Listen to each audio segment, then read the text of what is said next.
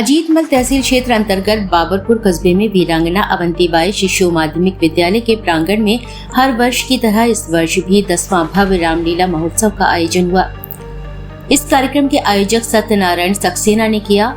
इस कार्यक्रम के मुख्य अतिथि विश्वजीत प्रताप सिंह उर्फ सोनू सेंगर ने कार्यक्रम का फीता काटकर शुभारंभ किया। इस कार्यक्रम का संचालन राम कुमार जैन व रविंद्रनाथ शास्त्री ने किया।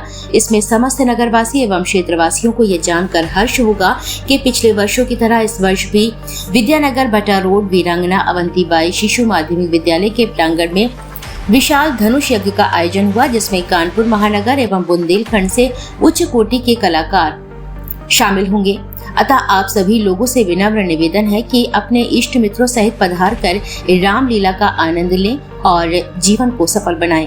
इस कार्यक्रम में मुख्य कलाकारों ने भाग लिया, जिसमें श्री राम की भूमिका शैलेंद्र शुक्ला बांदा हमीरपुर, लक्ष्मण की भूमिका सुरेश त्रिपाठी कानपुर महानगर कानपुर, परशुराम की भूमिका सर्वेश द्विवेदी कानपुर महानगर, जनक की भूमिका आशीष चतुर्वेदी कानपुर, रावण की भूमिका रमन त्रिपाठी, वाराणसुर की भूमिका देवेंद्र सिंह गौर कानपुर और हास्य कलाकार की भूमिका सुरेश कक्कड़ बांदा हमीरपुर आदि कलाकारों ने निभाई।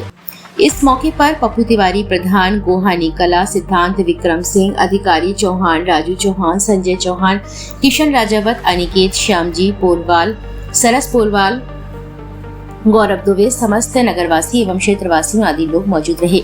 देखिए हिंद नाउ टाइम्स मीडिया पर औरैया ब्यूरो प्रमुख शिवम दीक्षित की खास रिपोर्ट।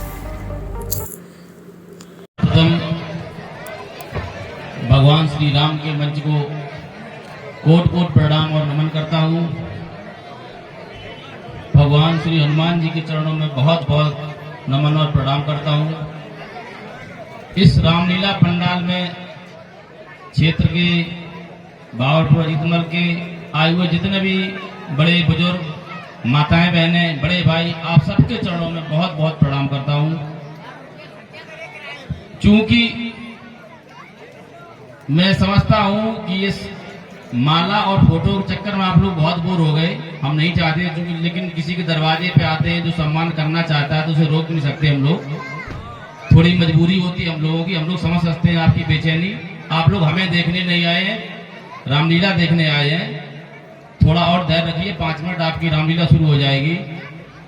मैं ये कहना चाहूंगा कि बड़ा पवित्र और धार्मिक मंच होता है, और हमारे जो बुजुर्ग थे, जो पूर्वज थे, जो ऋषि मुनि थे, या जिन्होंने ये परंपरा डाली थी, मैं कहता हूं बहुत बड़ा योगदान उनका ये है कि आज हमारी भारतीय संस्कृति जिंदा बची हुई है। आज का जो माहौल है आप उसमें देख रहे हैं हम किस तरह से बटे और कटे जाते हैं। हम लोग वास्तव में, मैं ये नहीं कहता, मैं किसी जात की बात नहीं करता, पता नहीं किसने जातियां बनाई होगी और अब हम लोगों के हाथ में नहीं है कि वो हम सब लोग समापन कर दें। लेकिन मैं एक बात बहुत तहे दिल से, खुले मन से, निर्भीक तरीके से कहना चाहूंगा, जब कभी देश की बात आए, जब कभी धर्म की बात आए, तो सदैव एक रहिए आप लोग। कभी भी जातों में मत बटिए। इतनी बड़ी परंपरा, इतनी गलत परंपरा हम लोगों के बीच में है कि सदैव हम लोग बांटे जाते हैं।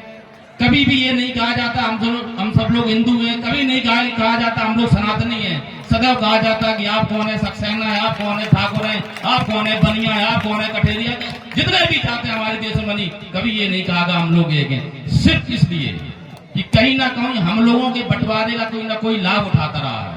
कभी आप लोगों को ये कभी नहीं पढ़ाया गया होगा कि हमारे धर्म में, हमारे सनातन धर्म में कितने महान हुए, सम्राट हुए, स्वामी विवेकानंद जी हुए, महाराणा प्रताप जी हुए, अहिल्याबाई होलकर जी, मतलब इतने सारे बहुत नाम है। लेकिन सदैव आपको पाठ पढ़ाया गया होगा कि सदैव अकबर महान था, लेकिन अकबर कभी महान नहीं था। जो हमारे देश के प्रति गद्दार था वो सदा गद्दार था, सदा गद्दार रहेगा। कभी भी आप लोग सब कुछ करिए, आप अपने धंधे अलग करिए, कुछ भी करिए, लेकिन मैं एक कहूंगा, शादी विवाह अपने धर्म में करते हैं, अपने गोत्र में करते हैं, अपनी जात में करते हैं। लेकिन जब कभी देश और धर्म की बात आए तो मैं कहता हूं भगवान श्री राम के पास एक रहिए। कम से कम जो लोग हम लोग को बांटते हैं, काटते हैं, आप देखते हैं कितना, मतलब राजनीति के चक्कर में हम लोग कितना बर्बाद होते हैं, कितनी बुरी तरीके से। कहीं भी एक विशेष धर्म में नाम नहीं लूंगा, लेकिन एक सारा समझिए आप, वो सब लोग जहां जाएंगे एक साथ जाएंगे, लेकिन हम लोग अलग अलग जाएंगे। हम लोगों की पार्टियां अलग होंगी, हम लोगों के धंधे अलग होंगे, लेकिन वो आप देखिए कितना तरक्की कर रहे हैं, हम लोग कितना नीचे जा रहे हैं। वो चाहे 10 हो, हम लोगों के 100 पे भारी है। हम लोग 100 होकर भी 10 पे भारी कभी नहीं हो सकते। हम लोगों के धर्म में कभी ये सिखाया नहीं जाता, हम लोगों के धर्म में कभी मारकाट नहीं सिखाई जाती, हम लोगों के धर्म में कभी बच्चों को ये नहीं सिखाया जाता कि आप छोटे से किसी को काटना सीख लें। हम लोगों को धर्म में सदैव प्यार, मोहब्बत, ईमान, धर्म, बेईमानी, सब कुछ ये बेईमानी कभी ईमानदारी सिखाई जाती है, प्यार सिखाया जाता है, प्रेम मोहब्बत सिखाई जाती है। ये आप देखिए जितने भी धार्मिक कार्यक्रम होते हैं हम लोगों की, क्योंकि आप ये मंचन लीजिए रामलीला का, इसमें देखिए भगवान श्री राम का, चाहे तो ये रामलीला बहुत पहले समाप्त हो जाती, लेकिन इसका मंचन हमारे पूर्वज सदैव इसलिए करते रहे, वो परंपरा, सनातन धर्म, इस संस्कृति भारत की जिंदा बनी रहे। हम कम से कम कुछ तो सीखते रहे भगवान राम से।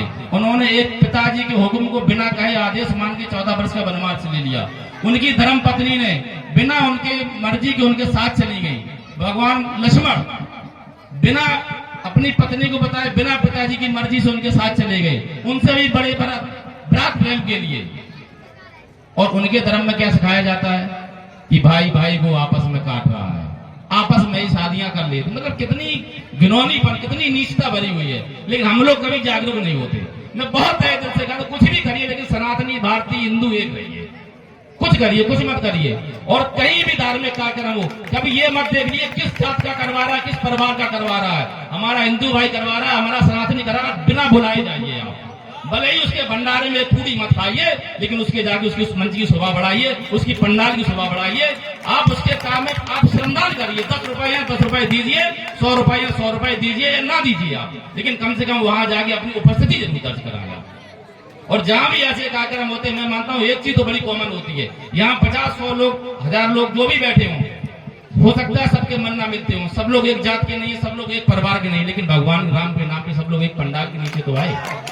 तो कम से कम इतना मान के जरूर रखिए, कहीं भी धार्मिक कार्यक्रम होता है तो हमारे धर्म में ये जरूर सिखाई गई है कि हम